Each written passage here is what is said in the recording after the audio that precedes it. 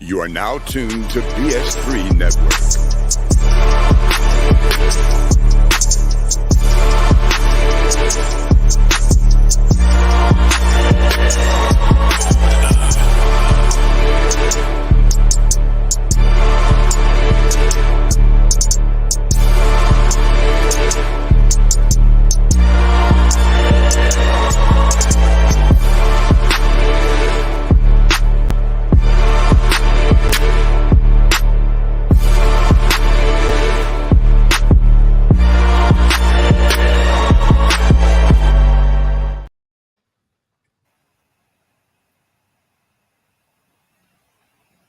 Bring back that beat, DJ. This mother. Who put that? I was thrown by this note. That's did. in there, huh? You put that in there. Look like No, I didn't. It says you. It says you. Yeah, I that's why I see, but I didn't put that note in there. I was like, really they did. must have copied and pasted. I mean, I have no idea how they got there, unless maybe because, you know what? Maybe because my name is on the string. You selected my profile as a destination, right? That's a pinned quote in my own profile, so it must just be automatic. I was like, because you definitely typed it. Oh no, it's a pinned quote in my profile. Okay. Just $1 with an A. Yeah, but I ain't mad at it. Shit, hell, you put this motherfucker up there. Hell, I ain't mad at it. I wish I'd have thought about it. Facebook throwing you a quick assist. Bounce pass. Hell, let me see what I can do with that. Rim rocket. Welcome to the Fourcast. We review movies, films, documentaries a completely different way for different perspectives. Keisha Harper Williams over here making comments already. This was a group collective, Keisha. But we're back again reviewing. We haven't done a throwback since I just thought about it. But it's been a minute since we did a throwback. So we figured we'd do one tonight. We're going to take a 2-week break. And then when we get back, we'll have something more heavy hitting like what we normally do. Go ahead, A-Trap. Seeing how we're coming up on a year in February, I was, if y'all not busy next week, I was hoping we could do a show like a year-end show, or we can just wait to February and do an anniversary show. But I was hoping we could do like a year-end show, since we don't have to review a movie. We could just talk about best movies that we've seen in this calendar year, most fun we've had, worst movies, stuff like that. It just popped in my head as soon as you said that. We actually could do that. Let's talk about that, because Wednesday we don't currently have a show as of right now. That kind of fell off a little bit, so we could do Wednesday at like 8:30 possibly. So yeah, let's talk about it possibly.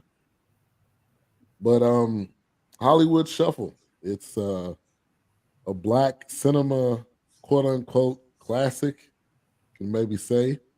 But we definitely want to do a throwback, do something a little light. We did Till last week, which had you, your mama, and everybody angry. So we're gonna bring the tensions down a little bit as we get into the end of this holiday season. But let's go ahead and go around the room. A-Trap, how you doing? I'm dope, man. I mean, I had a good time chilling with CJ and my man Justin last week. It was good, man. It was good to be on that show. So I can't complain, man. Good. I don't have no problems. Like some people say, it's not gonna do you no good anyway. No. Thank you, Alfred. Yeah, Alfred. Man, Alfred never takes a day off, man. I'm gonna be like CJ tonight. I'm just rocking the solo cup. Last week he was taking him to the head, Jack. CJ was hot. And then he go work out after that. To be young. Wilkes, how you doing? I'm good. Doing all right. Hanging in there. All rested up as much as I can be, anyway. What you got? What you got in the glass? Yeah. Whiskey sour. the pinky up. Enjoy. Indeed. Doc, how you doing? I'm fantastic, man. I need to address Miss Keisha Harper Williams over here because she talking too much trash, and she must done forgot who on the show, and that we don't really take too kindly to motherfucker talking about don't do another throwback show. We invite you to never call here a damn again. Lose our number. Yeah. Didn't she recommend a throwback show a while back? Go to Siskel and Ebert shit if you got a problem with us doing throwbacks. And it's been a minute. It's been the last one we did. Last one we did was Posse. Just because you didn't like this one. I don't even remember when she probably want one that's nasty like penitentiary and shit where they doing it in the bathroom. A whole bunch of sweaty nipples. Yeah. Shit, we invite you to never call damn here again. What was that movie? Was it called no damn more? That's the ticket. That's what Norm said one time. But I thought they did that in the movie I thought too. that was in a movie too. Oh, I don't know. I thought it was like they kept calling the restaurant. He was like, "Don't you call her no damn more." Yeah, I haven't seen that. But Norm said it to a caller to the radio show one time. He goes, "We invite you to never call damn here again." And they was messing with it because his cuss words didn't go together. It didn't go together.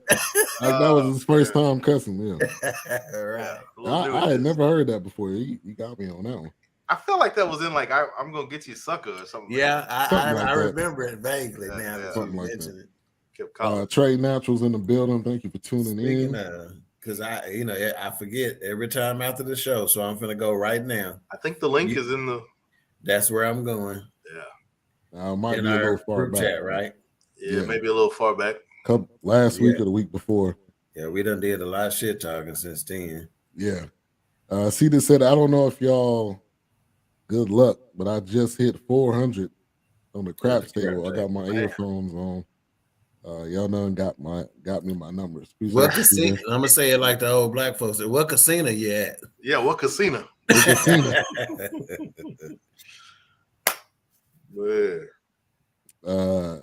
Keisha said, Dawkins, shut your mouth. Shut your mouth. Show enough. Big of the noise in the building. Thank you for tuning in. And I was probably Miss Theodora Blue Streak Freak in the building. Thank you for tuning in. All right, so we took it back. We took it way back. This film was back in time. Back into time, but 1987. 87. This is right around the time Eddie was killing it. You know, whatever film that was out during that time, Eddie was more than. Oh, matter of fact, Harlem Nights was out around that time. Yeah, Coming to America, I think was probably like the year after, right? I think that was like 88. Yeah, it was 88, I thought. And then you had I'm Gonna Get You Sucker and School Days. Raw. Yeah. Oh, yeah, right. I had the Raw. That's right. Forgot about the stand-ups. Yep. Speaking of Raw, I had a great weekend. What about y'all? I mean, I said he's raw dogging it this weekend. I didn't say that, man. Well, it led into that. I mean, it could be, you know, which other way was it going? I was just saying. They have raw foods. You know, that's a lot of, you know.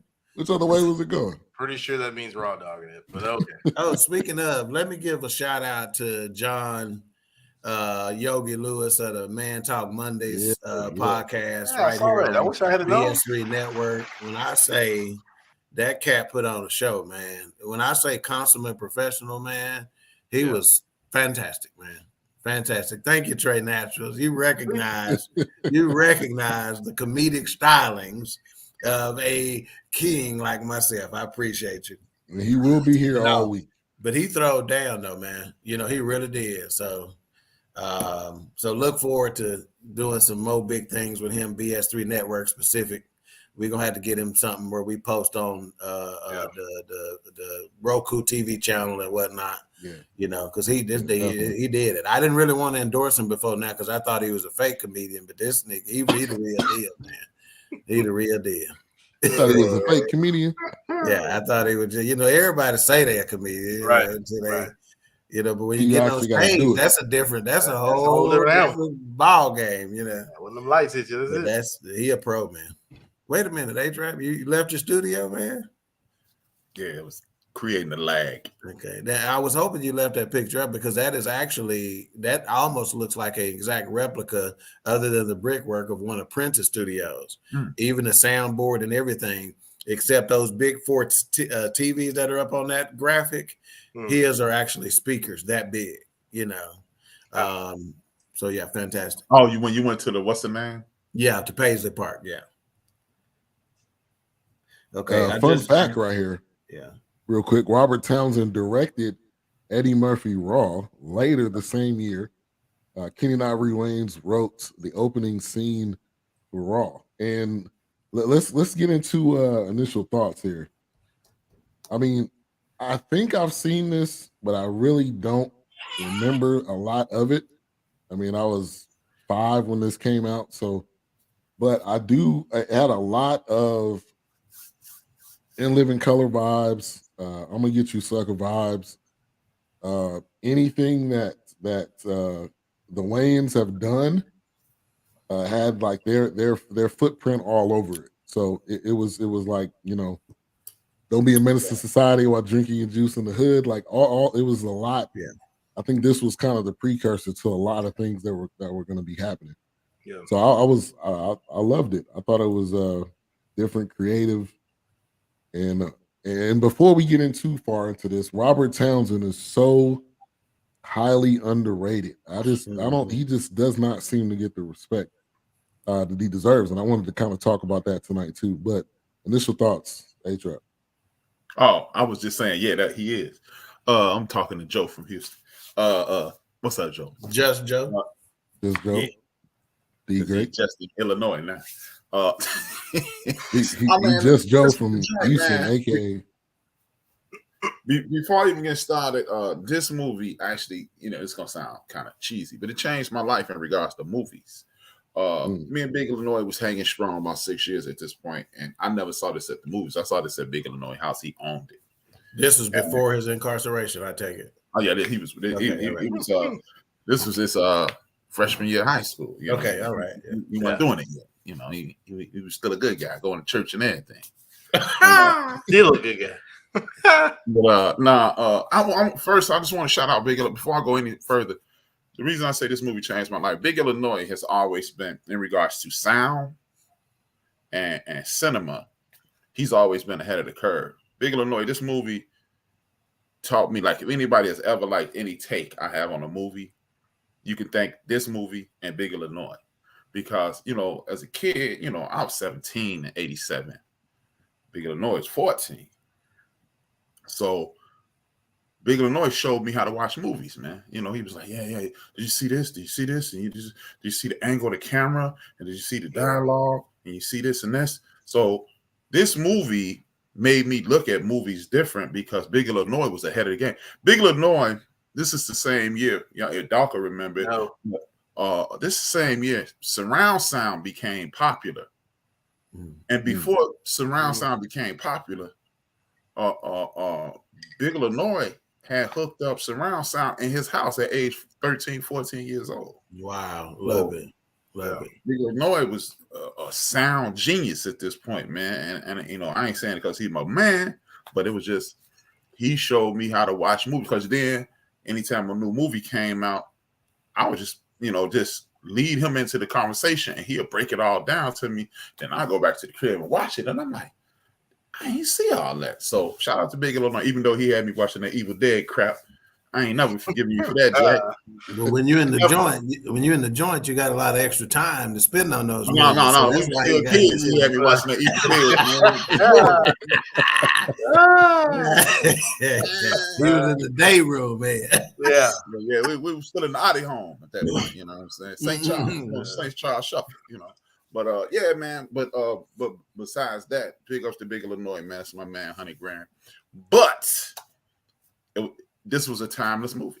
This joint was timeless. I didn't realize how close he came to Gordon Parks and what's my man who I don't like his son no more? Melvin Van Peebles. You know, I don't say that other dude's name no more. You know, ever since I found out, you know. But I must be forgetting that one. Yeah, it's inside joke. Inside joke. You don't say that other dude, New Jack City buddy. But not on the serious side, he took Gordon Parks and Melvin Van. It don't take that long for Pootie Tang to be brought up. Don't start this, man. Don't start that, D-Grade. Yeah.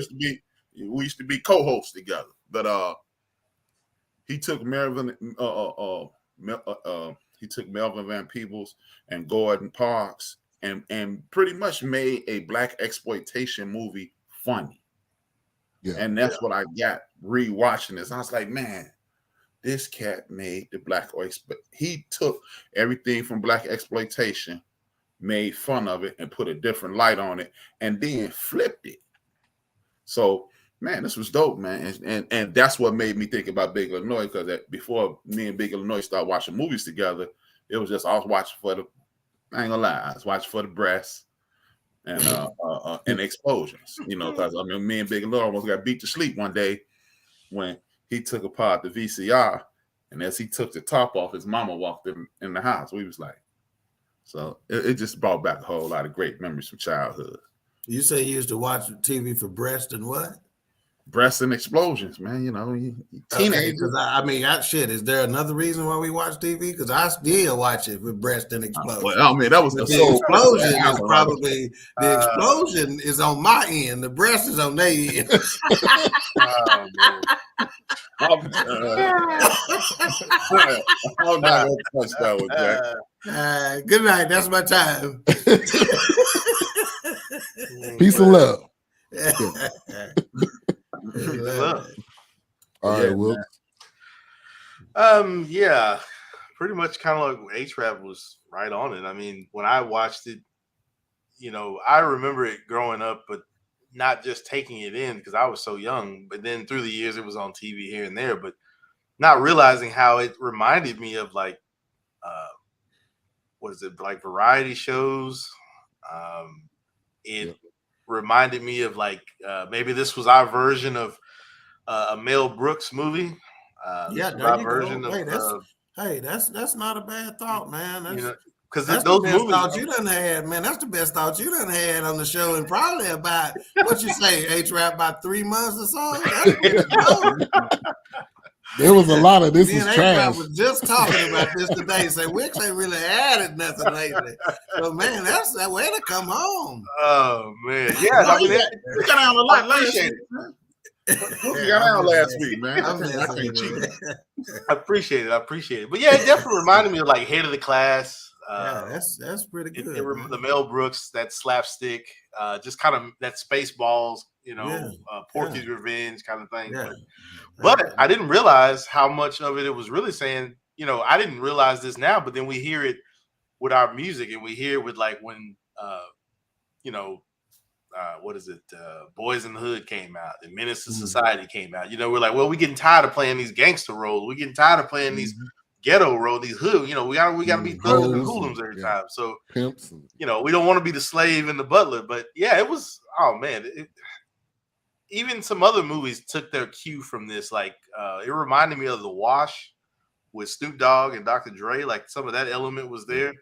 Not, you know, not great movies, but some of that element was there, like Friday and all that. So no, I enjoyed watching. There was a lot of underlining things in there that I didn't catch early on, but just rewatching it and seeing that.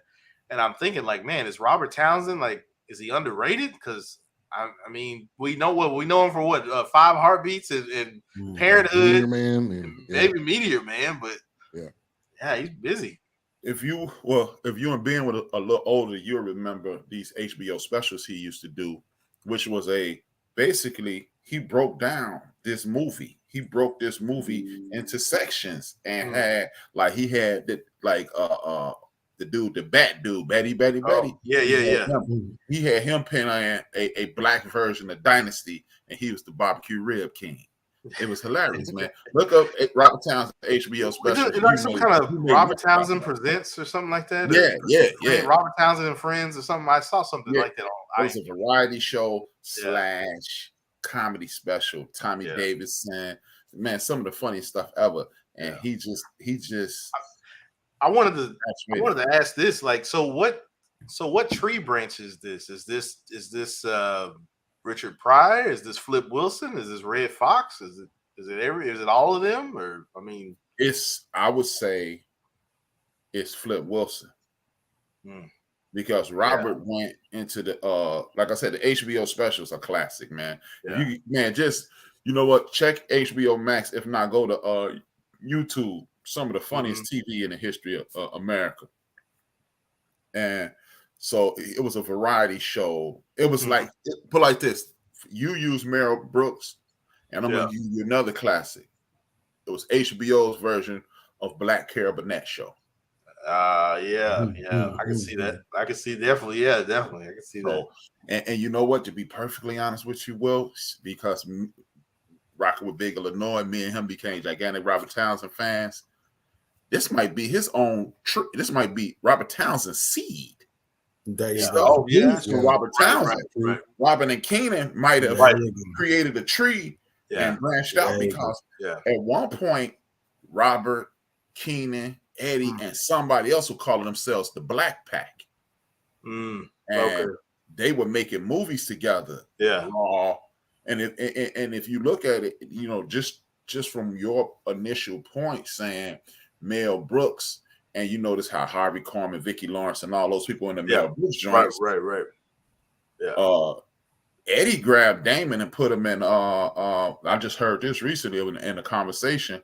Eddie walked up, was late to a hangout session, and he had never met Damon. And Damon started acting gay.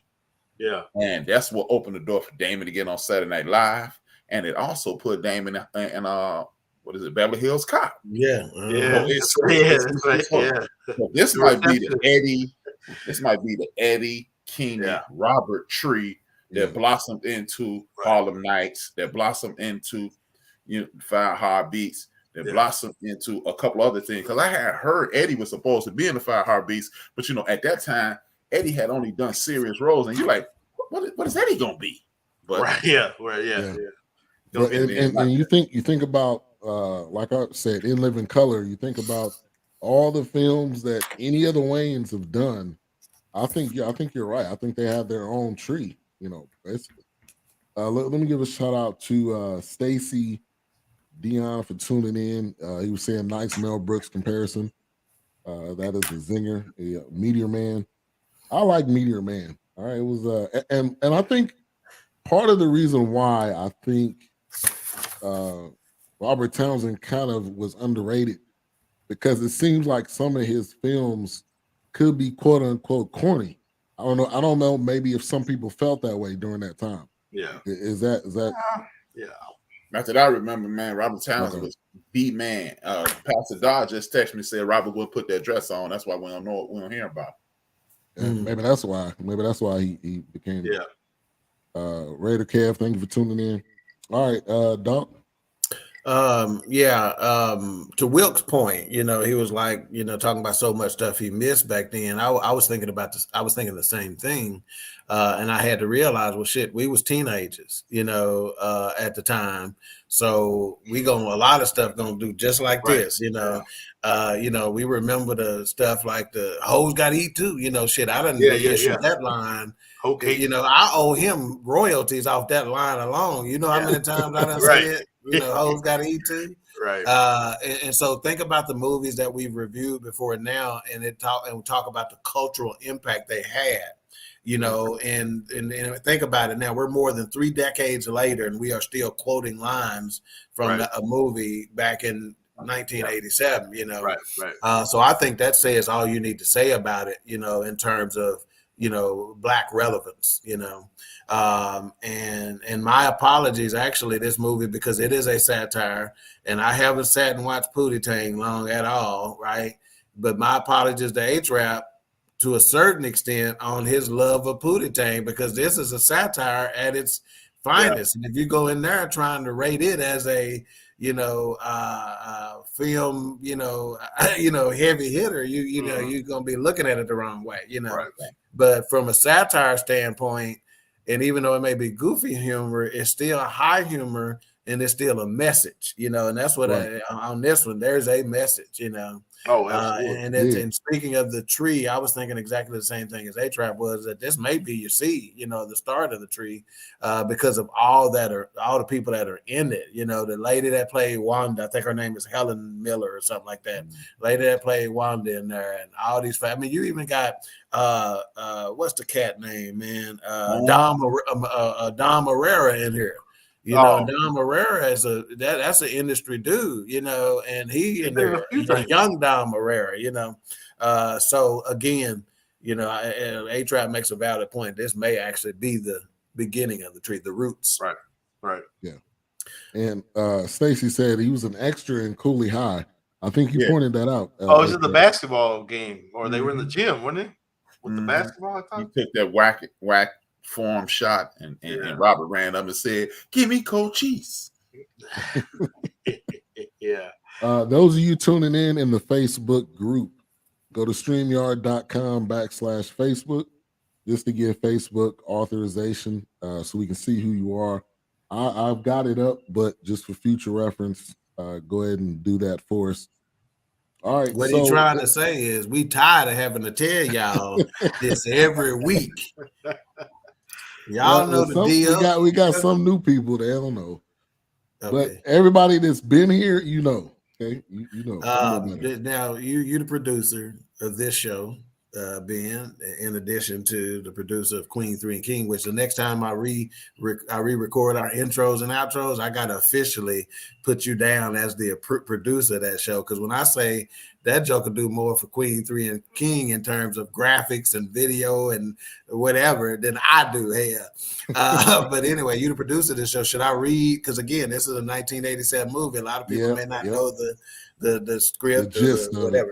Yeah. Go ahead. So, all right. So this movie is based on an aspiring actor and hot dog stand employee, Bobby Taylor, which is played by Robert Townsend. Yeah. He catches the ire of his grandmother for auditioning for a role in the regrettably titled exploitation film Jivetime, Jimmy's Revenge. The name alone. The name title alone. When Tinseltown Studios cast Taylor in this title role, he has a series of conflicted dreams, satirizing African-American stereotypes in Hollywood, and must reconcile his career goals with his desire to remain a positive role model for his little brother. So I think this is a fantastic script, you know, excellent design, excellent execution. And what's funny to me about it is even, you know, because remember, this is a satire and it's humor, you kiki and ha, and you miss some of the points. But one of them is that even within your own culture and race, they trying to undercut him. That guy saying, man, I wouldn't take this role, man.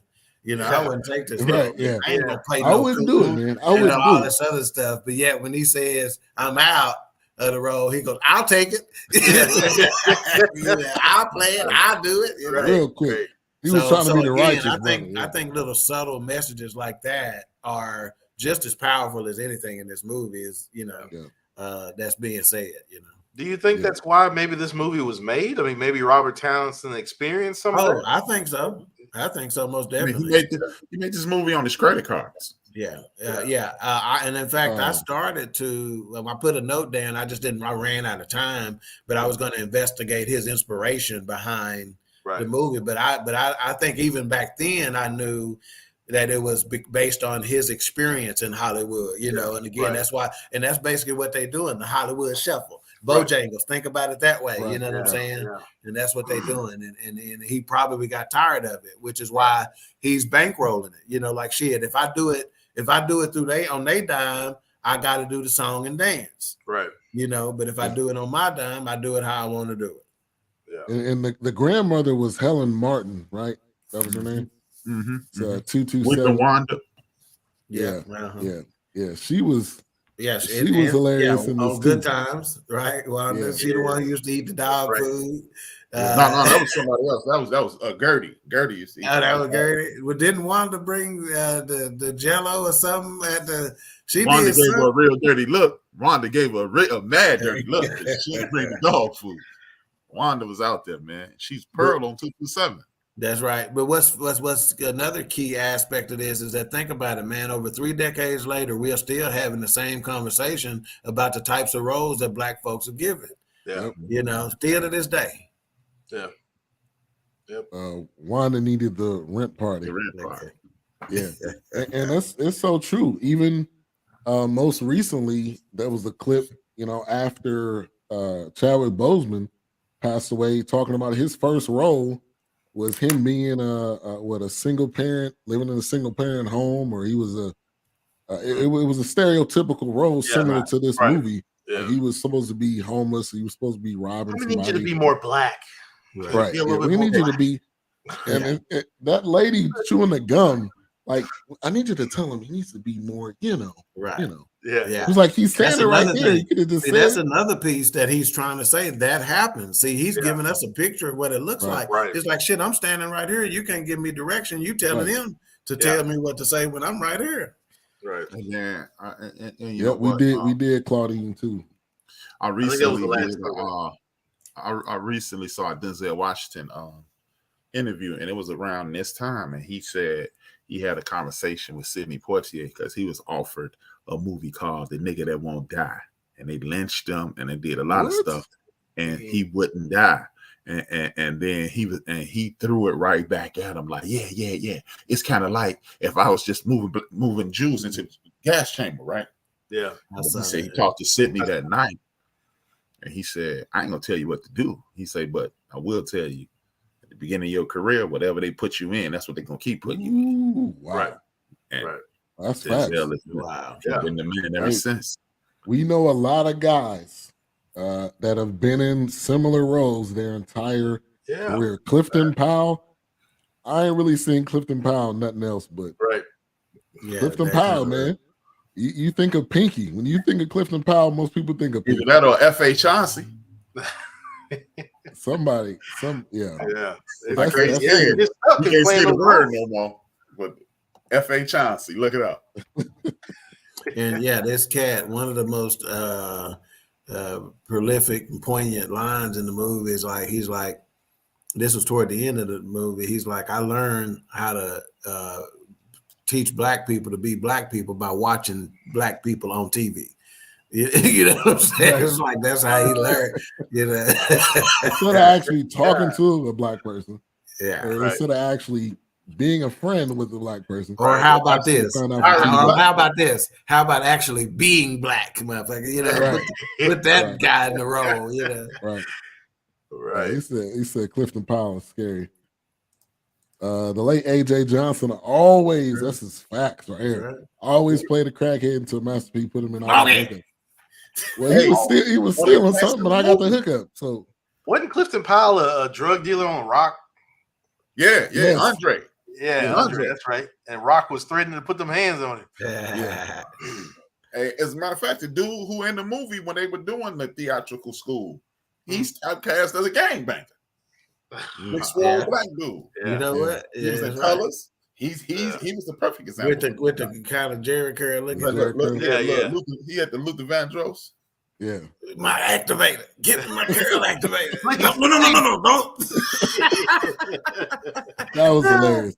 There was a lot of moments in this film, man. The first one was. But what's funny is how quick his hair changed. That quick. I got flat in minutes. In minutes.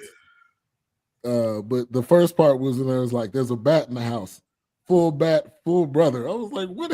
I was like, oh yes, with the Batty, white Batty bat. Yeah. That man said, don't say drugs unless you got some. Right. Yeah. Don't say freebase unless you got some. Unless you got some. Why was he getting pushed around in a wheelchair? I didn't understand that part. Yeah, I don't know. Probably trying to draw he's such a big star. Oh, he was in a wheelchair though. It wasn't like he was in a. It wasn't like he was in it was in some type of. Yeah, I think that was his taking it over the top. To say like he's such a He thinks of himself as such a big star off this bullshit ass road. You know, he got drivers and entourage, and they even push him around in a wheelchair. I think that's you so big you don't even have to walk. Use your own feet, you know. Right. No, Clifton Powell in the back room, dog. Okay, got you. Okay. F.A. Johnson. Okay. I had no idea, man. Remember, in minutes. Yeah, but you're saying that's the deal in real life? Oh, no. Oh, okay. Remember, Okay, that's what I thought you was calling. Remember, he was like, hey, man, we just said, okay, got you. He said, who there? He's like, Kane, me. Hey, go on and say it so we can blow up. No. I'm like Scarface on the Ghetto Boys time. On the hey, we need to start charging. This is what we need to do. We need to start charging people if they want to get access to our private chats. You know, for $5.99 a month. And you can't do no free trial on our ass either. We wise. Raw and uncut. You want that money up front. Up front. He said Powell is unique how he does low budget movies. He is most of the time. Yeah, I think he's been in a few horror movies, like straight to DVD or something like that. Straight to DVD. He did straight to DVD. The dude talking about the freebase is a hilarious comedian named Franklin. I didn't know. Oh yeah. Matter of fact, Franklin the Giant. He played in Car Wash. He played in Car Wash. Mm-hmm. He played in a recent movie with Minnie Riperton daughter. He was the one with the big afro. Was that the one? The one that was trying to date that fine chick? I want to get next to you. That's why that song is. Yeah, that's right. Suits the Fly. See, Keisha, you like this movie more than you know. Right. The most comments in the chat between you and Stacey. What's his name? All right. So Keenan Ivory Wayans co-wrote it. The Fly or something.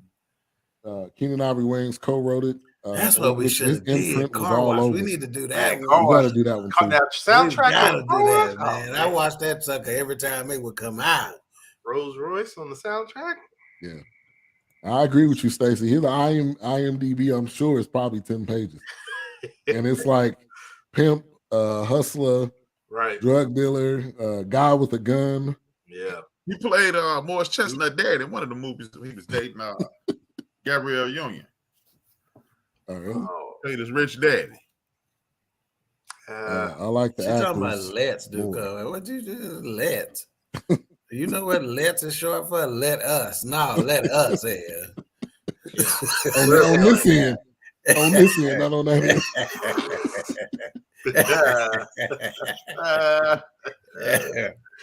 R.I.P. John Witherspoon.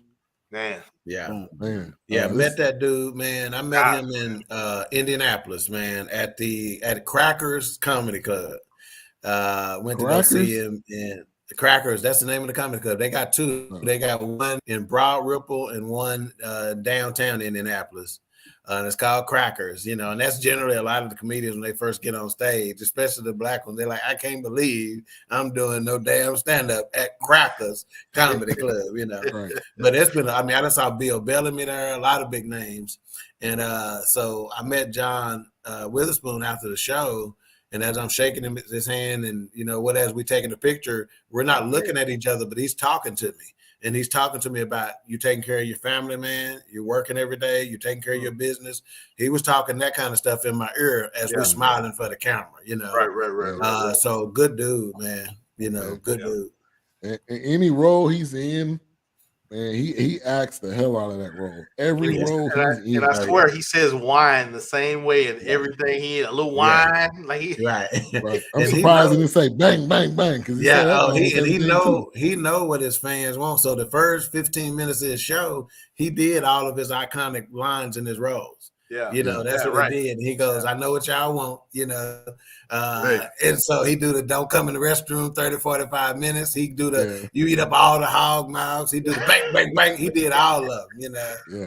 And then just real quick, we just talking about him, the full circle with him and the Wayans brothers on being the dad on Wayans brothers. Full circle, it's like working with the brothers on Hollywood Circle. And I'm sure they kept going to him, man, because of that, because of the type of thing. Think about it. I'm a complete stranger, and he's in my ear talking to me about, You know, I know we out having a good time and stuff like Yeah. that, but this ain't what's important, man. Make sure Right. you be taking care of your family.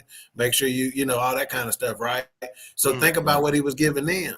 You know what I'm Oh, saying? yeah, Some dudes absolutely. are just like Yeah. that, man, where they just pour into people like that. So they were Yeah. probably drawn to him. So anytime they needed a role like that, whether it be Eddie Murphy and Boomerang or Right. whatever, they gonna Yep. go back to, you know, the dude that's, you know, Right. giving. Right. You Yeah. know that Eddie just threw him into that role. That was Mm. that scene was not in the movie. Yeah. Eddie flew him into New York and said, "Spoon, do your thing." And Yeah. they, Wow. the Paramount was like, "No, we don't want him in the movie." And Eddie was like, "He in the movie." Yeah. And he said, "Do Yeah, your you thing." know who I am? Yeah. And that was it. Yeah. That was Yeah. they didn't write anything. They just told Spoon, "Do your thing." Yeah. So And he Spoon, did. He Love did. it. Love it. I Let mean, me- you know, they should do more of that, man. Imagine if they set somebody like Wilkes ass down at a dinner table, or set somebody like me down at a dinner table, or some shit, Hey. and you just thought, just let a nigga go, you Yeah, know, or let 'em whatever, roll. based on, you know, the other people got lines, and all you do, I just need y'all to respond naturally to what Right. how you will respond in these Right. situations, and that's probably how you're gonna get gold, because it's natural, you know. Yeah. Right. Curb Your Enthusiasm. Probably, huh? Curb Your Enthusiasm. That's that show. That's right. That's right. That's right. Yeah. Probably how what's the show with Eddie Murphy? Hercules. You know, Clump. Nutty Yep. Professor, right? Nutty Nutty Yeah, Professor. Nutty Professor. Professor. In the You know, club. where he played all those roles. But to think about how on point that was on those characters and people that we all got in our family. You know, we got that old nasty ain't it that's always talking about, oh, he made me moist, or whatever. Right. You know, you got Right. those Right. people, Right. you know. Oh yeah. You got the Absolutely. uncle. Yeah. And I Yeah. and I think that's Kids. what. And LeVar that's- Ball. And I'm pretty sure that. Yeah. Right. Wow. Really.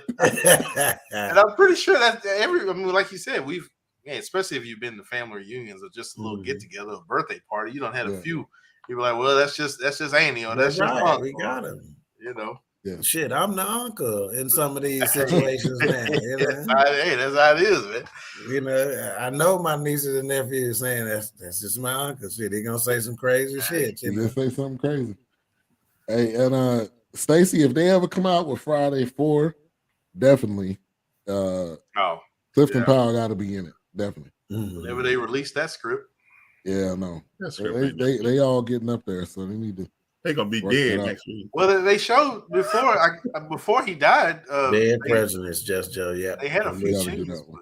but that was it. Pinky was in House Party. The house party. He was in Did you at pick the house party and Friday 3. What up, nigga? I don't remember. I don't remember him in House Yeah, Party. I I remember remember him him in- in Friday. Yeah, it Yeah, was at right. the Christmas party at the end of the joint, and this is when Cat Williams is getting harassed by Big Homeboy. Mm. Pinky came to the party. Okay. He had 2 women with him. He had 2 breezies with him. Oh man, I have to look at that again. Yeah, you're right. Yeah, I think you're talking about probably Witherspoon. Yeah, even older in life, Witherspoon still looked the same. Yeah. Mhm. He was a brother to answer the door for Gina. Really? He was I on have the to look phone. at the clip. Yeah, I look at the clip. I'm gonna Yeah, have to I go have to back and watch that that again. All right, so the black acting school, that part was hilarious, man. Mhm. That Oh was, gosh, man, classic. and why was that pan so dirty? Man, it looked like he got that out the dumpster. He closed on Sunday.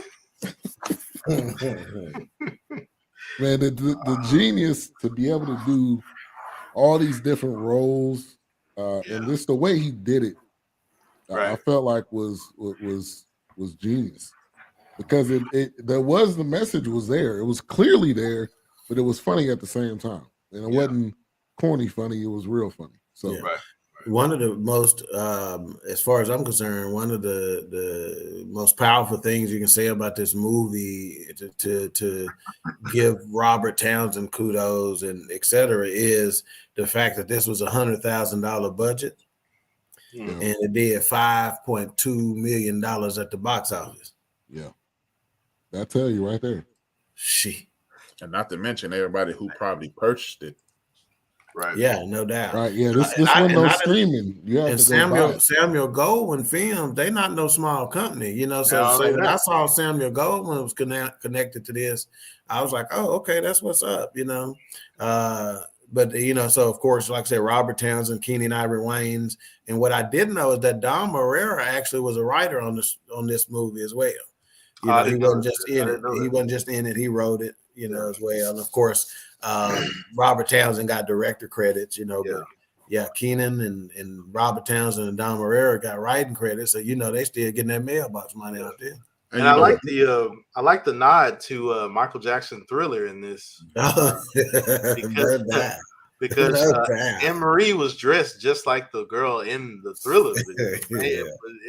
I like that little touch, those little certain nods throughout the movie to certain things. So that's why I said when I watched this, it's like, man, I'm gonna get you, sucker. Just had that vibe, that Mel Brooks, that delivery, that crazy, just smash up, like it's slapstick, but yet, like he said, then at that time it's over your head. But then you go back and you watch it, and it's like, man, this is deep. I ain't begotten no weapon. You have to say you ain't begotten no weapon. Oh, okay. All right. Look, what you just said, what he just pointed out with Dom being a co-writer, it is Mel Brooks. It's just this is Mel Brooks, just the other direction. Right. People don't realize Richard Pryor, one of Mel Brooks is probably the most successful movie, Blazing Saddles. Richard Pryor helped write that. That's right. You got all the white guys, and then the one black dude in the background writing. Right. So then you got all the black guys and then the one white dude in the background. So you're right.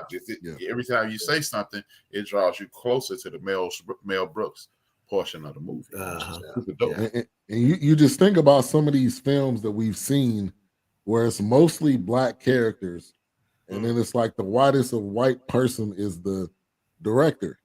And that's what that's what this made me think of. It's like, well, act more hood, you know what I mean, right? You know, act more like this, you know what I mean, right? Yeah, I saw Denzel in an interview. Speaking of A-Trap, mentioned him earlier, and it was about selecting a director for a particular movie. I can't remember what the project was, but he goes, think about it. He goes, do you think, you know, and he named some director's name, some black director. Do you think he could direct The Godfather? You know, and he's like, from a cultural standpoint, it would be difficult. They don't know some of the nuances of that. We don't know some of the nuances of the Italian culture. And it's like whoever was interviewing him, you could see a light switch go off to say, this is why you need to direct a black director in this black film, you know, because they understand the nuances. A white director just isn't going to be able to do that because they hadn't been in our culture to be able to see it. It's not that we just trying to be extra pro-black. It just makes sense, you know. And I'm like, wow. But I think the other part too is coming to America and easy, cowboy. Easy, cowboy. Hold your hands up, motherfucker. Hold your like this shit. Hey, anything that Eddie was in, he had an intricate part in it. Because a lot of those coming to America and trading places, I forgot what that guy's name was. John Landis. Yeah, John Landis. John Landis was a white guy, but you could tell Eddie had his imprint on the movie though too. So I think it's, you know, kind of depends. Hey, does that go back to the kind of like what we're dealing with now with Tyler Perry making his own studio? Is this because maybe we didn't have enough black directors with money or the draw like Eddie, but we knew the white people at that time, maybe they had the. Yeah, I think it's more about opportunities. We didn't have the numbers because the opportunities wasn't given. I mean, what was it? Regina King, we were just talking about her and how great a job she did at directing, man. Yeah. See, directing is only about seeing how a scene should go and whether it makes sense or not, you know, and then adding some creativity to it, you know. In fact, me and John, I mentioned him earlier today, the comedian John Lewis, we were talking after the show, and I said, you know, one of the funniest jokes that he had, I'm like, send it over the top by saying XYZ, and he like, God, dog, I ain't never thought of it that way. That's what a director does, you know. Director looks and they add value to what the writer has done. Which is why the writer knows if I go pick a good director, all they're doing is picking somebody who's got good vision. Right. You know, who can look at something. I can take A-Trap and put him as a director. And there is a such thing as visionary director. And you'll always, and what'll happen is you'll start to get a pattern of A-Trap's films, you know, whatever. Right. He's like, that's an A-Trap kind of thing, or he's got a signature, you know, to where in every one of my movies I direct, I'm gonna always have somebody do this or somebody do that. It's just like with Guy, like, you know, when you're watching a Guy Ritchie movie, I mean, he just Spike Lee with the ground movie. Yeah, Tim Burton is doing and I know this got to be right up your alley, Wilkes. Wednesday on Netflix. Yeah, I already watched it. It's pretty classic Tim Burton. And you can see it, man, right? You know, you want to talk about Beetlejuice vibes in this movie, right? I mean, this series, right? Yeah. So even when he put his touch on Batman Returns with Michael. That's right. That's right. It is Tim Burton all the way. John Woo's got a style, you know, that everybody can recognize, you know, that kind of deal. And it's like certain people, in fact, Hollywood gets into a problem where they say, if we got this type of a movie, there are only those 2 or 3 directors that we're going to get it. Right. So they limit the opportunity of young directors, not just young Black directors, but young directors as a whole, or females.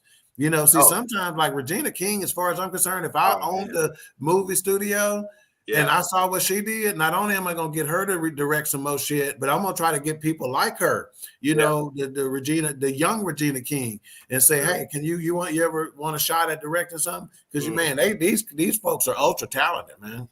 Yeah. And then we also have to factor in discrimination. Stacey Porter, you gotta get Stacey Porter's comments out here, man. When I recently heard Kadeem Harrison and they were talking about how Debbie Allen went out of her way to make sure they would direct episodes, so people wouldn't say. When they wouldn't say, well, you've never done that, therefore I can't let you do it.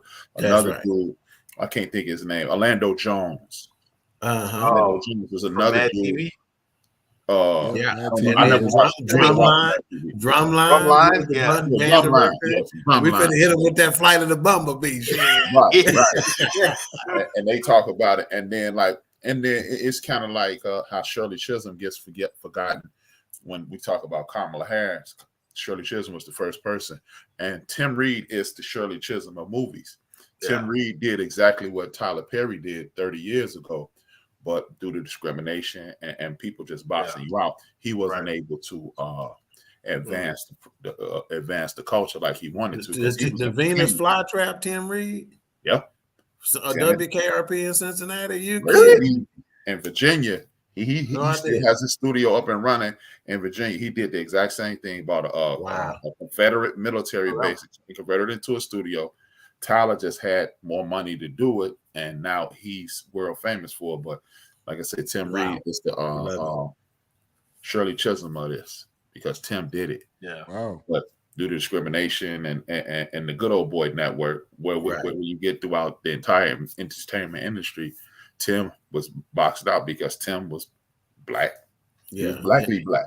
And one of the things that I learned, this was when I was working at Geico. One of the things that I learned was, going through some management training and stuff like that, is that what these studios and producers with that can bankroll films and stuff like that, they are actually hurting their bottom line by not being more diverse in their selections. Right.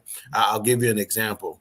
This is a Coca-Cola story. Coca-Cola had this ad campaign, and they were going to go into some of the Asian countries, right, on that continent. And they're like, we're going to start advertising, or we want to increase our footprint over there in terms of sales, right? And so they're like, let's do what we do in this country. Let's get on this highway, and we're going to put a series of billboards. And we're going to have a billboard to where this guy has a frown on his face. You can see he's upset. The next billboard, he's going to be drinking a Coke. And then the next billboard, he's going to have a smile on his face. Well, what they didn't realize is that the way the highways ran, they were going to see it the opposite way. He was going to see a guy with a smile on his face. He drink a Coke and now he's pissed, because they didn't tap into Coke with this country, with as big a company as they are, they had some Asian personnel there that could have told them that shit ain't going to work. It ain't gonna work. Don't do that, right? Yeah. In fact, Gerber made a similar snafu. They wanted to go to the African continent and start, we need to increase our footprint. They got babies in that continent. We need to start selling some of our baby food. Well, in certain areas of Africa, the illiteracy rate is so high to where they don't put the names of stuff on the product. They just put a picture of the product on there so you can know what's inside. Yeah. Well, what is Gerber's logo? It's the baby. That little white baby. White baby, yeah. So what did they think was in them cans? Little white babies. White babies in the so can. they had high sales, but it wasn't for the reason they thought. We're not gonna eat the white babies. So, but they had somebody from that continent that could have told them, we need to put a picture of a pear or put a picture of a such and such. We can't put our logo on this, Right. So again, if you don't tap into the diversity that you got at your fingertips, you are hurting your bottom line. Right.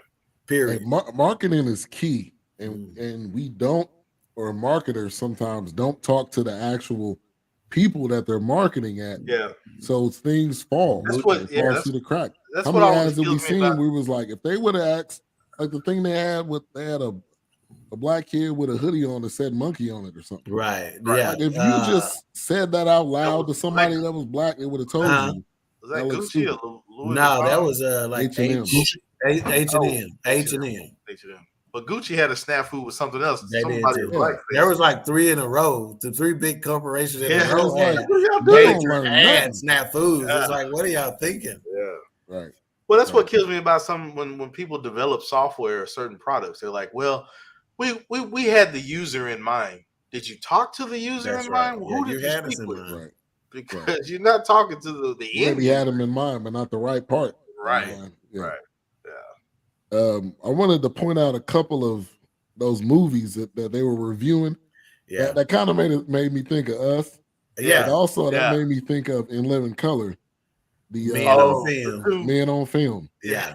Yeah. Now it was different. Yeah, I made myself a note. I said they gave us a lesson on how to review films, didn't they? Right. Right. So I thought just for that alone, I thought this movie selection was good because they had that aspect in here. Right. Like this is the perfect and movie. Of course, when I watched it, I thought about Dog because he talks about this ain't just Siskel and Ebert. Right. They damn sure went Siskel and Ebert. Yeah, them chuckles getting ready to fight. Hell, other things.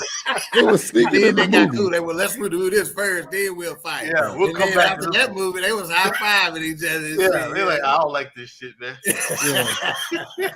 They were sneaking in the movie and doing the review in the movie that they stuck into. Hey, but ahead of their time, man. Ahead of their time. Right. Crazy.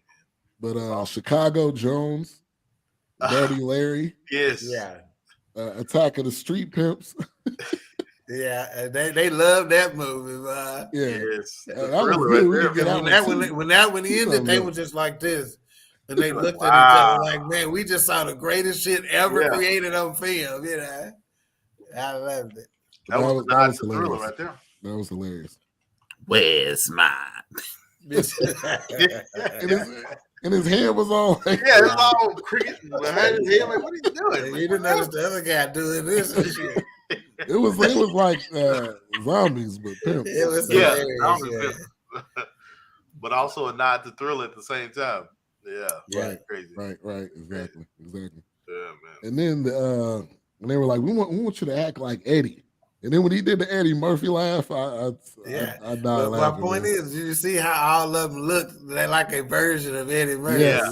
So I had to ask, and like I said, once again, being that young in the 80s, what I take it were Eddie wannabes or lookalikes? Was that a thing? Were people after we just want you to be the next Eddie? That's what the theaters. So think about it. When somebody is successful, they try to create another one of them. They're short-sighted to know, I don't need another one of you. I just need to give other people opportunity so you can be good at what you're good at, but they try to recreate the wheel, which is why you got all these remakes of movies. You don't got no new shit out there. Everything don't need a remake. Just redoing this and redoing that and redoing that, because they're trying to go back to the well of what works, Yeah. I just think if Sylvester Stallone would have been Axel Foley, that was the original plan.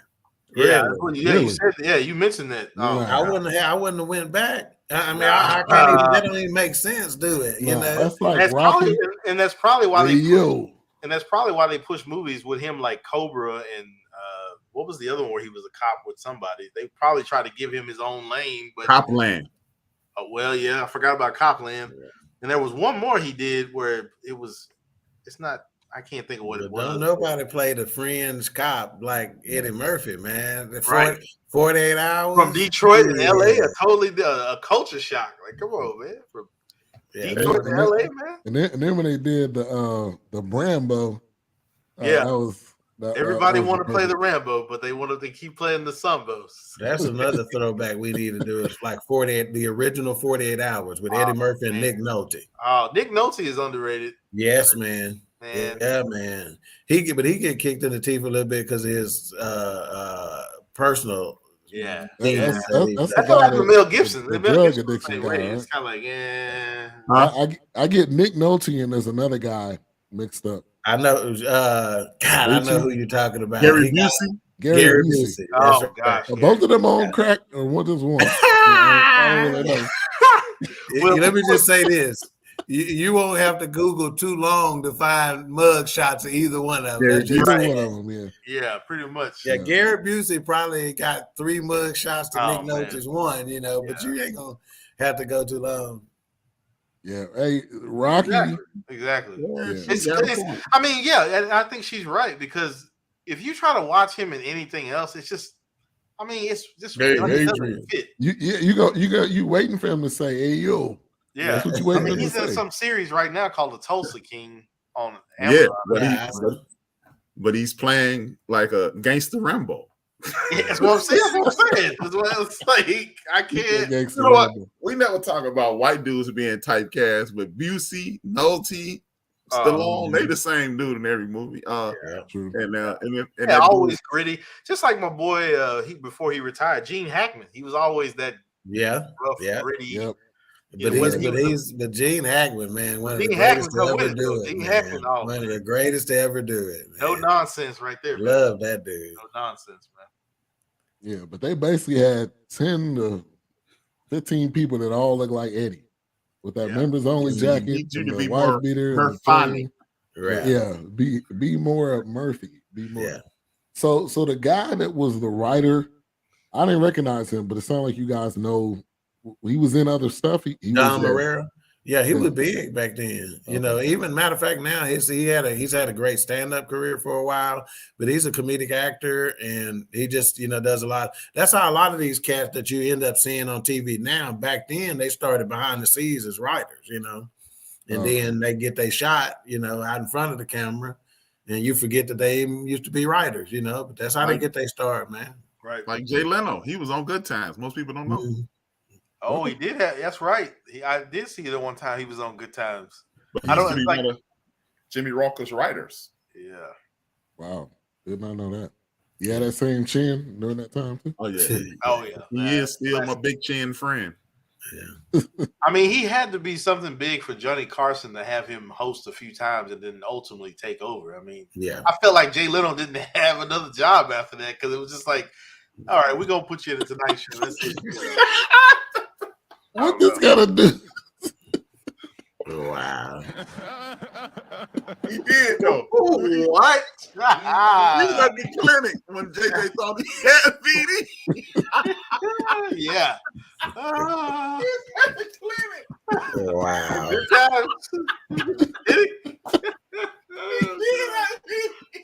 Yeah, BD in Good Times, you said? Yeah. JJ thought he got smoked. And Jay Leno was in there. I think I remember that episode. I remember that. Sorry about that. I couldn't remember where it was because I thought it was like a DMV or something like that. Think about it. He did think he had beat it. Yeah, he was at the clinic. Well, I was about to say, shit, who didn't? The 80s were wild, man. They was a different time. I never had beat. Spread them around, man. Spread them around.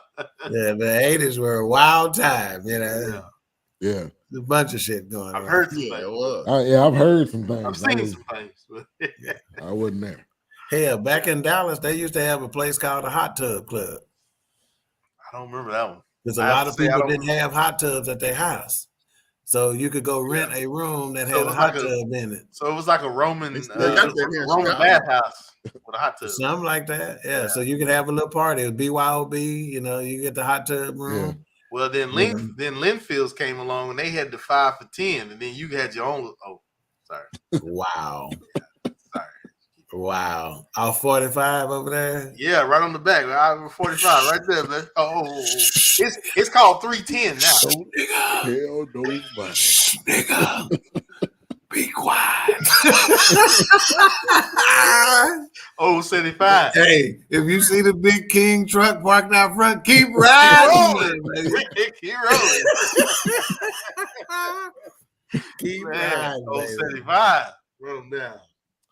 Man. All right, y'all. We can take a quick break. When we get back, we'll talk about Hollywood Shuffle. We got time to Kind of go round out the show. Yeah, go ahead. You got a couple minutes. Potty break. Quick pee along. Alicia. You can't hold somebody to that standard if you haven't voiced what you want and what you're needing from that. Mika. If you're not communicating expectations, you're waiting for your feelings to be hurt. Nicole. A lot of people don't want to take the time out to be alone and to get themselves together. Ivan. You got to be willing to work through stuff. And from the jump street, y'all done had problems. Maybe you don't need to be working through those. BS3 Network proudly presents Queen 3 and King podcast.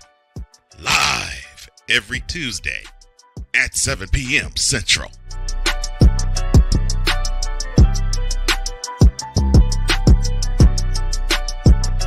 This is a BS3 Network presentation.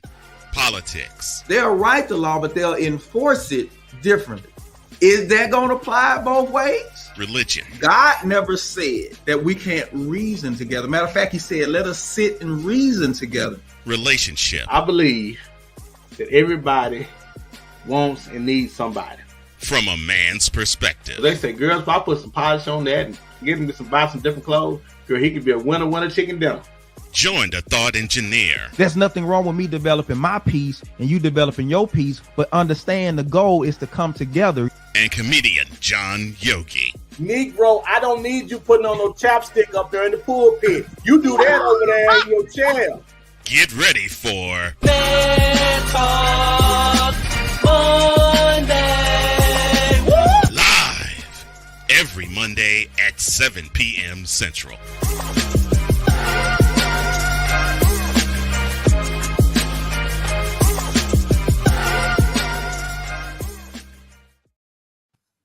All right, welcome mad back. at the preacher for putting on chapstick in the pulpit, man. On that chapstick. Yeah. Gotta make sure his lips is right. Hey, speaking of, matter of fact, I think it was either Big Illinois or I wasn't Big Illinois. Who said something to me about putting on chapstick on the show? One of your boys, Vernon. It was Chief Rock. Chief Rock. Yeah, that's what Chief Rock can say something about so it. in memorandum of Chief Rocker, there you go. Sorry, Keisha. Yeah. Sorry. Yeah, Keisha done been in them 2 for 10s. She knows. We appreciate the love there. Somebody said nice commercial. That's probably Appreciate you. Theodora, possibly. I hollered when John said that just now. Yeah, hey, John like that all the time, man. Yeah. Mm-hmm. Him and Duck like that all the time. Yeah. Especially with it just comes natural. Just roll you don't down. talk about admission of filming something. We should have been having somebody rolling when we was here for H-Rap birthday, standing around the kitchen island over there. I know. Think about the gold that was spit right there, man, and that evening. Yeah. Man. We should have had in that little June. Did we have a Juneteenth little get together? Oh no, yeah, it was a meet and greet. was last year. Yeah, it was Labor Day. The Sunday at Labor Day, where me and you came early to help. Oh, okay, yes. Oh, we know. We know. What in the hell? We know. Oh wow. He about rounding out right now. Heading out the parking lot right now. No. Yeah, they may be cutting out right now. Yeah. All right, that scene, there he is. If you speak of him, he will come. Steve Rock. Oh man. We still better than the Giants though, so I don't care. Yeah, no kidding. I don't care. He shouldn't even bought up football here. Nah, don't do that to yourself. You got Jim Carrey from Dumb and Dumber as your quarterback. If somebody don't cut his hair, man, we really can't say how dumb quarterbacks looking with the way Dak be looking after he throw a damn interception there. I know you're right about that. But somebody on that team can give him a lineup real quick. But all the New York Giants, the GMs must say we got to draft a quarterback with dumb face because all their quarterbacks, all of them, dumb face. He took right off Eli Manning, dumb face. Eli boy, Daniel Jones, dumb face. He'd be staring into the just go to one of the players and ask for the John B. It gets you right. All right, that scene with his dad in the barbershop. How many cliches? Anything you can do it. Right. Striving hard. I was like, I know that was supposed to be a serious scene, but I was like, it's too many cliches. No, that was supposed to be funny. That was supposed to be. I think it was on purpose. I thought they were trying to have a serious moment. I was laughing because he still rushed his ass out that barbershop. We about to close, and he kept turning lights and shit out. You can't got all day to be talking. We ain't staying there all night. That's how them pappies used to do it, man. Hey, man, I gotta go home to Deborah. Yeah, I gotta go, man. You said he gotta go home to the devil? No, I said Deborah. You gotta go home to Deborah. Deborah. Okay. It's my night to cook. Yeah. My night to cook. They stopped by Sheila's. Yeah. 4 out of 5 Super Bowls ain't bad. All right. The quarterback still look dumb. All right. Cookie Head and Cookie Head Jenkins, man. Cookie Head Jenkins. Say the whole name, man. What was the other guy? It was Jerry Curl, right? And Jerry Curl. Jerry Curl. Curl. Do the Jerry Curl. Pass that move to Jerry. Right. Yeah. But the funny part when he was like, he said, I hope Cookie Head had clean underwear on. I couldn't tell him, but he didn't. Remember that part?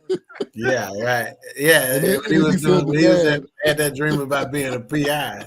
Yeah. Oh God. And then he said he think that's his daddy. I couldn't tell him. I'm not sure. He ain't his daddy.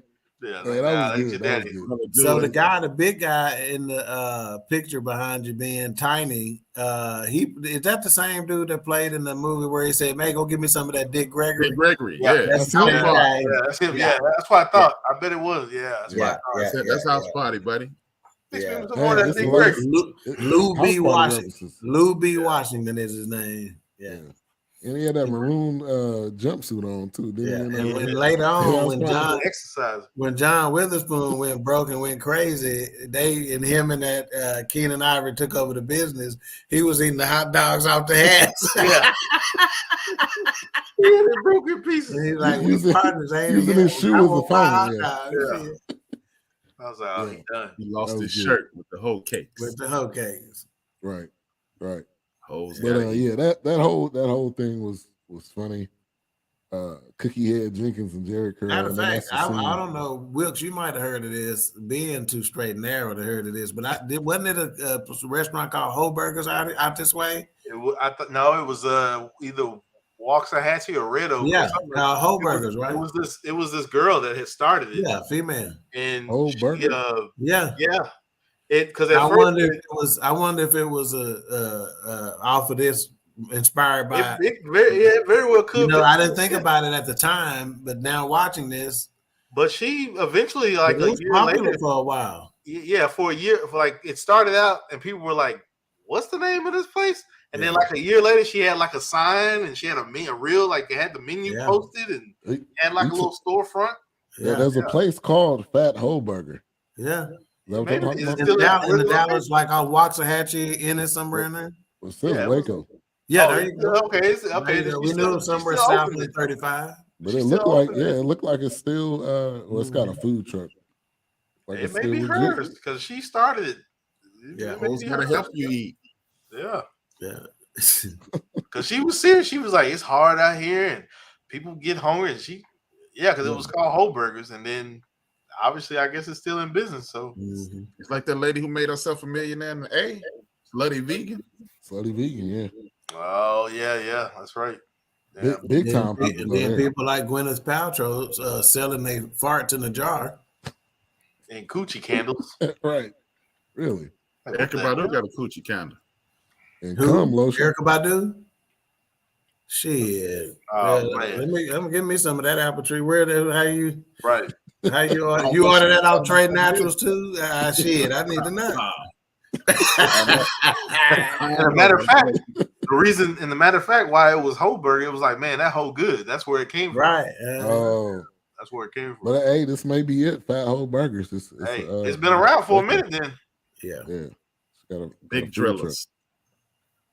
Paul Mooney, rest in peace. Paul Mooney had that was funny. Oh man, that was the Hollywood chapter, the NAACP. Yeah. And y'all remember the roast where Richard Pryor said about Paul Mooney? Miss Thing. Yeah. Probably Miss Thing. Yeah, yeah. But hey, Richard Pryor told on himself in that roast. Yeah, sure did. He said, man, Paul was there when I hit my first pump. Yeah, I was like, hey, Rich, don't say that no more. Yeah, don't say that anymore out loud. Yeah. She said, I cannot. I'm still here. She said, I'm still here. It said it is over here, baby. Hey, maybe get with Erykah Badu because she can probably come up with you get some of that. Mix her coochie counter with your beard oil. Shit, I'm making have some new growth. That's a potion right there. Until he molested his son. Oh, she means booty pals. Butt buddies. Oh, I don't know about that. I mean, it's been said, but I don't know. And then they said something about Paul was dating allegedly molested his son. Yeah. Paul molested Richard Pryor's son? Yeah. Richard's bodyguard tells the story how Richard offered to give him $1 million to kill Paul. Wow. Yeah. I want to say it's on a YouTube interview. Man, you can find a lot of stuff on YouTube. Girl. A lot of old interviews that you think don't exist. They on YouTube. It's just one thing I never said out loud. They're not too far back. This is a little bit after Paul Mooney died. They ain't too far back. Yeah. This was last year. Yeah, they ain't too far back. You ain't got to be. Talk to Richard Pryor's sons. Go to Comedy Hype. Yeah, they not too far back. 2021. It was the rage. Oh yes. Yeah. And of course they killed it real quick, but yeah, they shut it down. So, little Richard was on the same ship that I was on in the Navy. He has stories. Oh, Chief Rock, I knew it was something about you. You spent time in the barrel, huh? Yeah. You spent time in the barrel, didn't you, Chief? Chief, they say you used to volunteer to go in the barrel, but it wasn't even man, don't do it, man. Don't do it, man. Don't do it. I love it. Oh boy. Who on barrel duty tonight, Chief Rock? I do it. Don't do it. Tell him, Chief, you a shuffle, but you won't deal. He can't type fast enough. With his next comment. Wow. Oh shit. Wow. That's below the belt. I wouldn't go that far, Chief. Right? Well, that's shots fired right there, Keith. All right, so obviously we know the Wayans as a family, but when Keenan was doing that the Jerry Curl role. I seen you can see Marlon all over it. Yeah, man. He had a story about you. I'm sure he did. I got a story about me.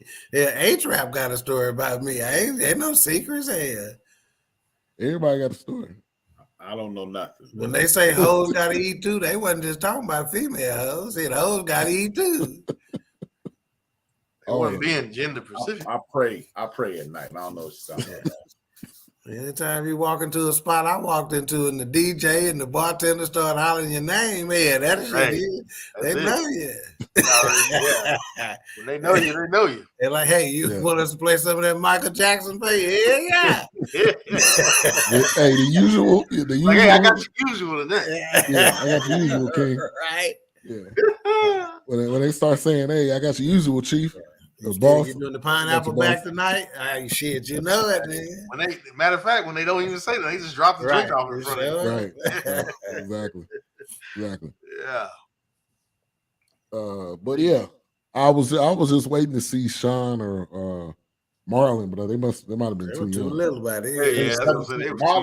Marlon was 16. Sean might have been 17. Because they were, they were they ever on In Living Color? Not that I remember. Mm-hmm. They, I mean, like a kid. Well, Sean was. I don't know about Marlon. Marlon was at the end, and Sean was DJ, whatever that whack That's DJ. Right. Yeah, he was DJ. That's right. That's right. Yeah. And then Joker didn't have no records. He was just doing this, and the records just going like this. Just make it look good. Yeah. Just make it look good. We can't put that in the budget. But we can pay you to be the fake DJ though. You grew up in that house, you're gonna get a check. Oh yeah. Oh, absolutely. Absolutely. Now Kim Wayans was in this. I didn't see. She was in the salon chair when he was outside the window. It's funny seeing some of these people real skinny. Yeah, real skinny. You know. And she was one of the prostitutes when they were running. No, you didn't hear that from me. Oh man. You didn't hear that from me. The moral of the story, though, which is the part I wanted to get to, how many actors would have just took this role as an opportunity? Because they was all saying this work. It was like it's work at the post office. But if you try to get into the acting, but I think somebody said this, whatever that first role you take, you're gonna end up getting typecast like that. So this was a real talk decision. I'm sure a lot of actors had to make. Yeah, and especially during that time. And they figuring, you can typecast me, but shit, as long as you're typecasting that check every week, I can eat. You know, that's what they're trying to do. You know. Right. Yeah, we know, Chief. We know you wouldn't be able to get it all out. We almost done. We're good. We do, and we can't get you out the phone. All right, y'all. Hollywood Shuffle. Let's rate this thing. Final thoughts. Mike, rating. We're gonna go to Wilkes first. I'm gonna give it a 4. I mean, I think, like I said, in H-Rap and Doc, he kind of corrected me there. You know, this is a Robert Townsend seed that was planted, and a lot of things have branched. I mean, just looking up things that, I looked up a list of movies that came out in '87, black movies. Then, of course, Harlem Nights was there, and School Days was there, and I'm Gonna Get You Sucker was there and listed. And there were some other ones. She's Gotta Have It or something. Gotta have it. Yeah. Yep. I mean, it definitely, and just think about later on, like how then the Wayans went into their own variety show, and we know as they Living in Color became a juggernaut. Yeah, man. And I mean, it was just awesome to see that. And I enjoyed this. I enjoyed watching it again because it brought back a lot of memories for me. Because as a kid, I mean, it's on TV, but it's over the head, like Doc said. Right. I didn't relate that.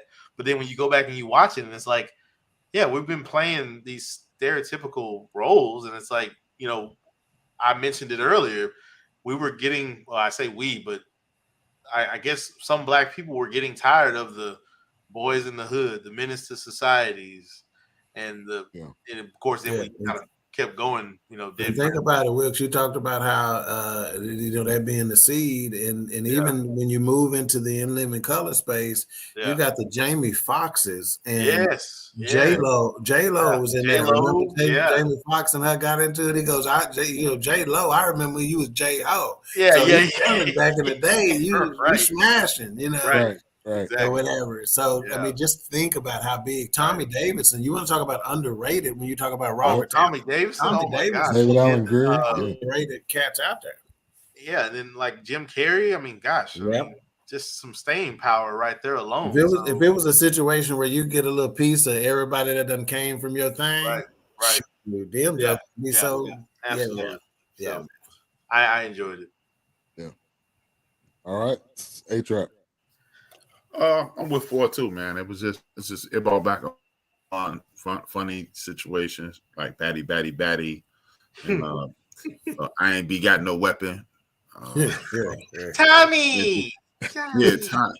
Say he was doing all the shucking and jiving. It was just hilarious. And then I like, I didn't even realize the end was a PSA to actors.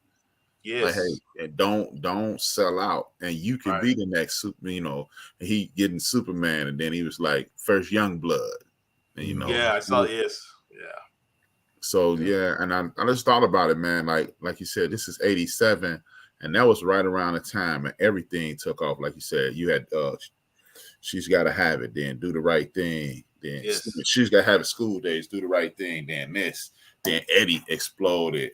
And then in the 90s came the Menace movies and stuff like that. So this was, like I said, this might have been the seed. Yeah. Right. Because when this happened, you got the Cosby Show, School Days coming. I mean, everything came right after this. It was a wave of black cinema. Oh, and real quick, the A-Trap's point, it was like just look at Different World, that Black Renaissance, the way they were dressing in cross colors and it was just one of those things where it was another black resurgence. Mm-hmm, and it was just one of the movies. And look at Martin. I mean, Martin had a bunch of hip hop rap artists, other stars from different shows. Wasn't it the FUBU guy who said once he wore my clothes on their show, that's when it took off, that kind of stuff. Yeah. So fashion, all that come. Forgot about that. Yeah, the clothes. I mean, it was Black Renaissance again. Yeah, and we were thinking back then, like when y'all just said that about FUBU, I'll never forget being a hip hop dude and seeing LL Cool J, and it was the beauty and being able to speak our own language. Yeah. LL Cool J is on a National Gap ad, right? And they didn't blink so well. Yes. Yeah, they gave another commercial and he flipped it again. It was like that's a perfect example to the Coke example and the Gerber example I got. They got somebody at those advertising agencies or who's shooting those commercials who that tells you right then and there they didn't have none of us in no prominent position. Right. Because we'd have caught that. We'd have been like, wait a minute, you know what I'm saying? Right. Gotta get over on us. Right. Yeah. You can't imagine the albums, hip hop rap that dropped in that era and in that time. I mean, it was just a resurgence of Black Renaissance. I mean, it was crazy. My God, man. Yeah. All right, Doc. I'm with the fellas. I'm with Wilkes and Mayhem and A-Trap with a 4. I think it's important that to state that IMDb gives it 6.9 out of 10. Rotten Tomatoes gives it an 85%, and on Rotten Tomatoes, that's they're hard. They're pretty hard. Yeah, and then 74% of Google users like it as well. So I think, if you take all those into account, they right where we are. It's right at about a 4. And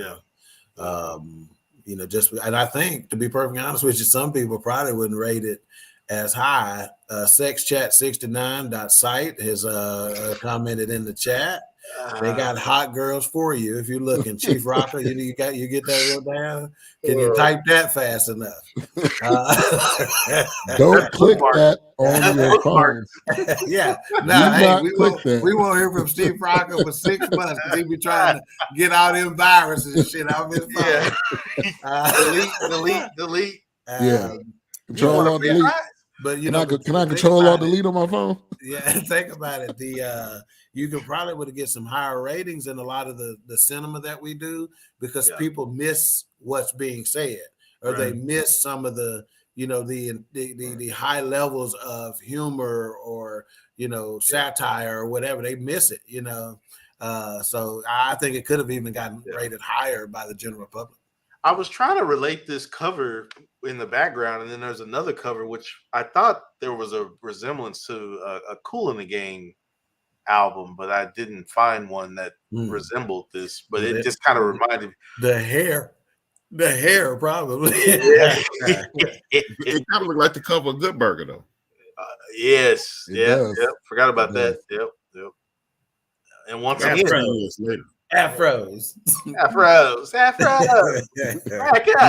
This dude blew up so hard. Run DMC put him in the video with they got a gimmick group called the Afros. Wow. And they had Robert in the movie acting like which makes sense. Yeah. I mean, in the video. Afros, back up. I want revenge. My patience is on revenge. Yeah, and another shout out right there. That was James Brown. Payback. Yeah, that's right. On the floor where he was trying to get it. That's hilarious. But that's back when we were thinking extra hard because you had to do it hard. Right. Yeah, that's right. A second chance. Yeah, that's right. That's why I said I love those little Easter eggs like that. I love when they do stuff. It's like I said, that Michael Jackson nod right away. I'm like, oh, this is a Thriller nod. I mean, they got her dressed just like the lady, and I was like, oh, it's perfect. And then not thinking of that Marlon Wayans movie we did a couple months ago or a month ago or so, he did a lot of that. He referenced a whole lot of people. Yeah, he referenced a few things in that. Matter of fact, there was one I felt. He referenced Homie the Clown. Mm-hmm. Yeah, he did. Yeah, he Homie the Clown. So it was crazy. Man, that family has impacted movies and TV for the past 25 years. They need to 35 years. They need to do a 30 for 30 on them, don't they? Really? Yeah. Really. Think about 87 and 92. Unsung or something like that. Don't be a menace to society while drinking your juice in the hood. And they all still doing stuff besides, Keenan, maybe more background stuff. A lot of it behind the scenes. More background stuff. Yeah. But now they're kids, is doing stuff. So, I mean, yeah, I'm right there with you guys. I was going to go 3.5 to 4, but I'm going to give it a 4. Big Illinois says 4. It's a solid 4, man. Yeah, I think it had a lot of. Yeah. Watching it now, it had a lot of things that came after that pulled from that. I would love to see their greatness. Yeah, I would love to see Robert Townsend kind of talk about this movie. I feel like he was before his time with this movie or something. I'd love to pick his brain because it's almost like maybe to some people and even him, he's like, well, they won't get it right now. But 30, 40 years later, 50, whatever the case is, it's full circle. Yeah. But hopefully some of these actors get it too. Yeah. That was probably his, because I've been there. Because it's funny. Like around this time is when C. Dolores Tucker and Calvin Butts, the hip hop community was beefing with them. And the sad thing is, C. Dolores and Calvin Butts called it. They said, if you keep letting these people rap like this, in the future they will be killing each other. Yeah. No, that is true. I mean, it's happening. I mean, but then you got rappers now rapping about their own death, and then eventually later, it's like, you shall have what you say. Right. Yeah. That works. Powerball tickets, Powerball winners. You shall have what you say. That works in good and bad. Yeah. All right, so we will not be back next week. To A-Trap, I think we probably do it in February, kind of like what we did last year. So we'll just do a second year. But we'll be returning on January the 9th with Descendants. We're gonna come to you with another hard hitter. It's on Netflix, and so enjoy some of the past shows during these next couple weeks. Enjoy some of the past shows. I may have some replays. Maybe this may be a good time to replay for one of these weeks. What's the big one we had? Our first Exterminate the Brutes. Exterminate the Brutes. Maybe drop one. That was a 4-parter. I know it. Maybe we do the first one. Yeah, drop one of those. Don't replay the Alice one. No, we may need to do that one too. Nah, hell no. No, man, don't replay that. We trying to scare the people off, man. Exterminate the Brutes and something else. Oh, what about One Night in Miami? That was there you go. We weren't forecasting. Yeah, we were just that. We were just four kind of people. randomly, it's kind of randomly going with it. Yeah, I think that'd be cool for this kind of as the origin story kind of deal. Let people see it and advertise it as such. You probably get a lot of views. Yeah. All right. What is coming up tomorrow on the End of the Bench? What am I talking about? Hold on 1 second. I ain't even looked at it. I wrote it out and never went back. I'm just going to talk about a bunch of news stories and how we need to get our act together. It's going to be real. It's going to probably not even be an hour tomorrow. I don't know. Yeah. Talk about Geronimo Yanez. And talk about the 29-year-old brother who got shot in San Jose for nothing.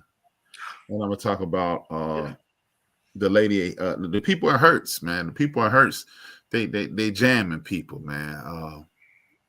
They renting out cars. They renting out cars and reported them stolen, and they I was like, really, Hertz? Getting black people jack roll, man. Hertz don't need to be doing nothing. They had OJ Simpson as a spokesman. They don't really jumping over luggage. Yeah. At the airport. Y'all need to stop. Oh man, that's dope. That would be dope. Black Dynamite. I was meaning to say that, like this kind of put me in the mind of Black Dynamite, because Black Dynamite was just 25 years later. Yeah. Now that's a cult classic, Black Dynamite. Well, and I was watching this on Tubi, and it said coming up next, Black Dynamite. So you've never seen Black Dynamite? It's in the same. It's in the same line. That used to be my stage name. Hey man. And LeBear. Come to the stage. Black Dynamite. Not at LeBear's. Watch Black Dynamite. It's a treat. Michael John White. He playing this. He's playing a black 70s kung fu expert. Yes. They literally, in one scene, they literally have the boom mic. Like, it was on Netflix for a minute. I don't know. Yeah, it was. And it's my favorite scene is this fight scene. They filming the fight scene, and dude hit him, and he was like, "Look, man, what the hell?" Taking it to a fight. He like broke camera. And they cut it. Yeah. They cut it and then they bring it back. It's a whole nother dude. Black Dynamite. It is a 2009. Arsenio Hall is in it. Yeah. Arsenio Hall is hilarious in it. It's a lot of people in there. Hey, it's only free in the Mac. It's only hilarious. Free on Tubi. You got to pay for it everywhere else. Tubi coming through in the clutch. Hey, Black Dynamite is that jam, man. All right, what's coming up tomorrow? It's like Pootie Tang, Black Dynamite, Black Dynamite, Pootie Tang. Greatest movies ever. Unchangeable, huh? All right, Queen and King tomorrow. Christmas in the City. It is our last show before Christmas, so we're gonna have a little Christmas show, a little serious talk, about the true meaning of Christmas and gift giving, and then we're gonna do some light stuff on your favorite gift, your worst gift, and stuff like that. We'll have special guest on Andre Jones of the Lunch Break Sports Show, radio legend, and we'll also have my buddy on there, my Negro, my man, 100 grand, Craig White. Yeah, man. I've been waiting on this. I've been waiting on this. I couldn't even put, like I say, Andre Jones and the Lunch Break Sports Show on the promo. I put Craig White of Piggly Wiggly here because that's the only thing I can tie you to is a grocery store. So yeah, that ought to be something tomorrow. So real light show just before Christmas. So tune in tomorrow, 7 p.m. Central Time. All right. Well, we will see you guys when we see you. Be sure to tune in. Year. Yeah, see y'all next year. Tune in to the Throwbacks and A-Trap. We'll kick it to you. Girl, you already know it's the end of the year. Christmas is Saturday or Sunday, whenever it is. So I am short on money. So if I owe you something, I ain't got it. And if you need it, get it from God. God. Peace. See y'all. There's a 100% chance of a laugh thunderstorm. 4 men with different viewpoints take a movie, show, or documentary and review it uncensored, unfiltered, uncompromised, with no holds barred. Join BS3, Wilkes, King Doc, and A-Trap B as they take on Hollywood their own way. BS3 Network proudly presents the Fourcast, where A-Trap B always predicts, if I owe you something, I ain't got it. And if you need it, get it from God. Live every Monday at 8:30 p.m. Central. Check your local listings for your viewing and listening pleasure.